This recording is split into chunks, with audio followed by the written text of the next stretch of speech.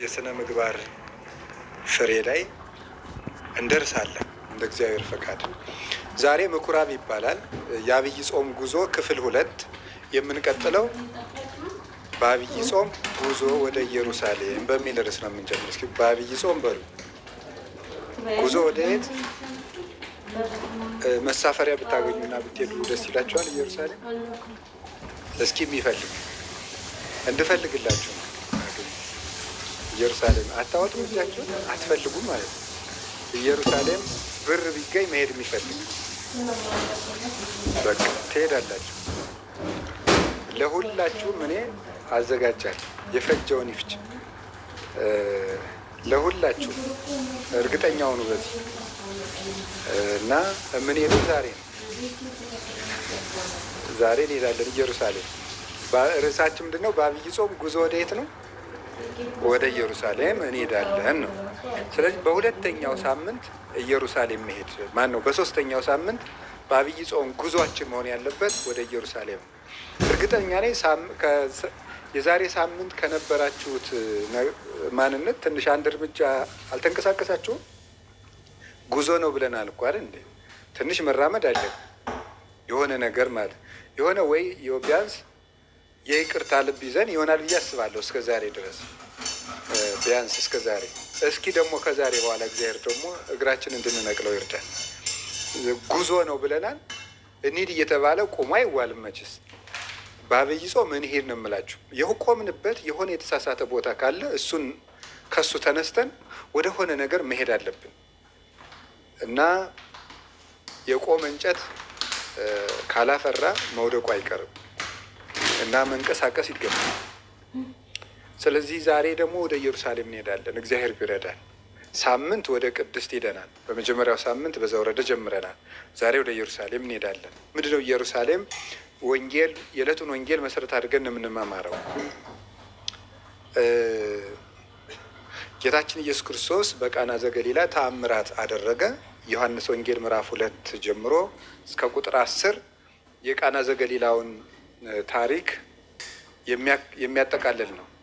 በቃና ዘገሊላ ጌታችን ተገኝቶ ሰርጉን ባርኮ የእናቱን ምልጃ ተቀብሎ የሰዎችን ችግር አርቆላቸዋል። ውሃውን ወደ ወይን ለውጦ ጣፍጦ በማጠጣት ጌትነቱን ገልጧል። በዚህ ቦታ ላይ በቃና ዘገሊላ ለሰርጉ ባለቤቶች የወይን ማጣት ችግርን ቀርፎላቸዋል። ለደቀ መዛሙርቱ ደግሞ የእምነት ችግርን ቀርፎላቸዋል ማለት ነው። ሁለቱን ነገር ክርስቶስ ሁለት ችግር የፈታበት ነው። ለእነዚያ የጓዳ ችግራቸውን እየፈታ የደቀ መዛሙርቱን ደግሞ የአእምሯቸውን የጓዳ ጎደሎነት ሞልቶላቸዋል። ያንን ታምር አይተው ደቀ መዛሙርቱ በጌታችን በመድኃኒታችን በኢየሱስ ክርስቶስ አምነው ስለነበረ ማለት ነው። ያ ጉድለት እንዲሞላ ምልጃው ይዛ የተገኘችው እመቤታችን ነበረች።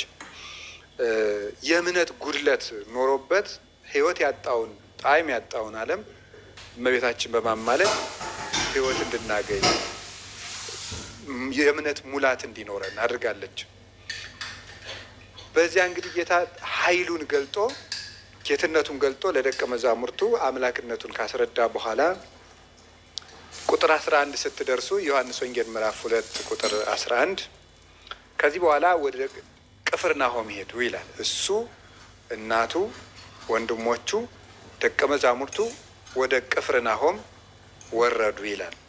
በዚያም ጥቂት ቀን ቆዩ።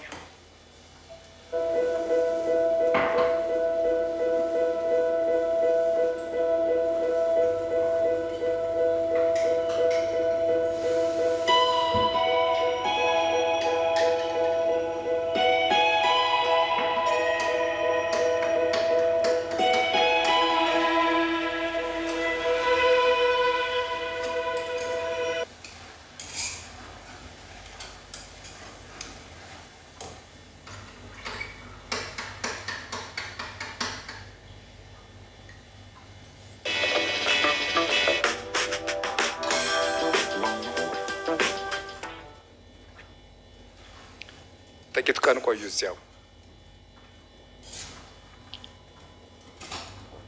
እዚያ ጥቂት ቀን ከቆየ በኋላ የአይሁድ ፋሲካ ሲደርስ ወደ ኢየሩሳሌም ወጣ ይላል። ወሶበ ቀርበ በዓለ ፋሲካ ሆሙ ለአይሁድ አርገ እግዚ ኢየሱስ ኢየሩሳሌም። የአይሁድ ፋሲካቸው በደረሰ ጊዜ ጌታችን መድኃኒታችን ኢየሱስ ክርስቶስ ወደ ኢየሩሳሌም ወጣ ይላል። የዮሐንስ ወንጌል ምዕራፍ 2 ቁጥር 13 ለዕለቱ ርዕስ እናደርጋለን። ጉዞ ወደ ኢየሩሳሌም ለሚለው ማስረጃ አድርገን ፊት አውራሪ የምናደርገው ቃላችን ይሄ ነው ማለት ነው። የአይሁድ ፋሲካ በደረሰ ጊዜ ጌታችን ኢየሱስ ክርስቶስ ወደ ኢየሩሳሌም ሄደ። እዚያ በሄደ ጊዜ ምን አገኘ? ብዙ ጊዜ ብንቆጥብ ይሻላል ብዬ ነው በግዕዝ በአማርኛ እያልኩም አልሄደው። ርዕሱን ከተነጋገር ቀጥታ ብንተርከው ይሻላል ብዬ ነው። ስለዚህ ጌታችን ኢየሱስ ክርስቶስ ወደ ኢየሩሳሌም ሄደ። እዚያ ሲሄድ ምን አገኘ? በሬ፣ በግ፣ ርግብ የሚሸጡ ሰዎችን አገኘ። ቤተ መቅደስ ውስጥ ተቀምጠው በሬ፣ በግና ርግብ በቤተ መቅደሱ እየነገዱ እየሸጡ እየለወጡ አገኘ። ሻጭ ለዋጮችን አያገኘ። የሚሸጡ የሚለውጡ፣ ርግብ የሚሸጡ ወርቅ ለዋጮችንም አገኘ። ምን አደረገ? ወዲያው ጅራፍ አበጀና፣ ጅራፉ እጀታው የእንጨት ነው የሚሉ አባቶች አሉ።